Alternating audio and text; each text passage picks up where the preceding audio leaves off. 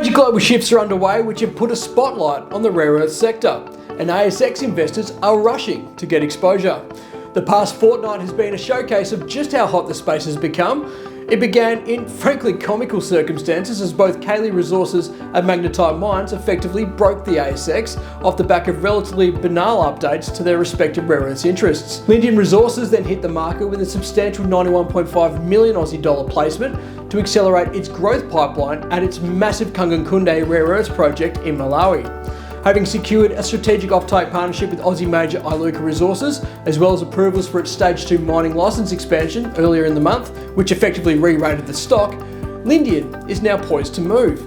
But it was Queensland-based explorer Ark Mines that stole the spotlight this week, with its shares more than doubling after securing a $4.5 million investment from the Queensland government-owned QIC Critical Minerals and Battery Technology Fund to advance its flagship Sandy Mitchell project. With so much attention on rare earths, it's worth diving into what is underpinning this booming sector and why ASX investors are drawn to the opportunities at the junior end of the market. Rare earths are the lifeblood of the global energy transition. They're critical in making magnets for electric vehicles, wind turbines, defence technologies and advanced electronics. With demand surging and supply still dominated by China, prices have spiked and governments across the US, Europe and Australia are scrambling to secure independent supply chains. That urgency has triggered stronger prices, new investment and a rush of capital into ASX listed names. An August research report from Canaccord summarised some key recent developments, including an indication from the Australian government that it is now considering a national offtake scheme for critical minerals,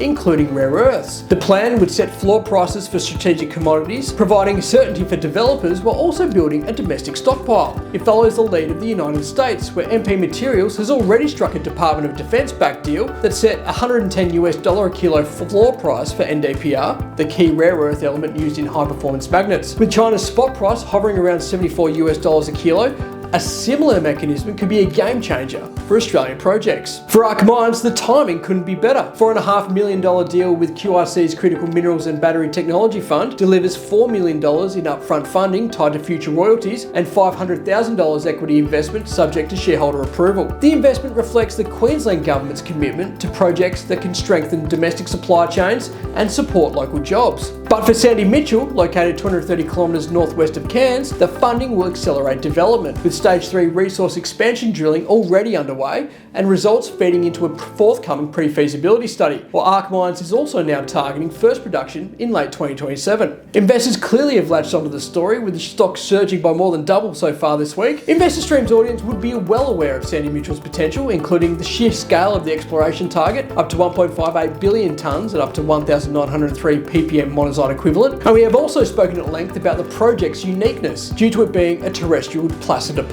which allows for simpler, cost-effective and more environmentally friendly extraction methods. But even the most savvy investor may not be aware of how the historical data continues to shape its forward works program. Back in 2010, the Japan Organisation for Metals and Energy Security conducted historical mineral analysis of Sandy Mitchell. The analysis comprised of a sampling and mineralogical investigation of a mineral sand sample, which confirmed the project will be simply beneficiated by gravity processes. The samples were taken as a bulk sample and then panned. Ark finally got their hands on the data in 2023, which also confirmed the project hosted exceptionally robust NdPr ratios of up to 25% as a percentage of total rare earth oxides. So why is this historical data significant? For investors, it means Sandy Mitchell isn't just a greenfield punt. The groundwork's already been laid, saving Ark time and money while also adding credibility to the scale and grade potential. With this historical foundation feeding directly into the scoping study released in December last year, the project is already de-risked compared to most early stage rare earth plays. And back in 2023, Executive Chairman Roger Jackson outlined how valuable the quality historical data was in advancing exploration. Fast forward 2.5 years and the company is now poised to target a significant increase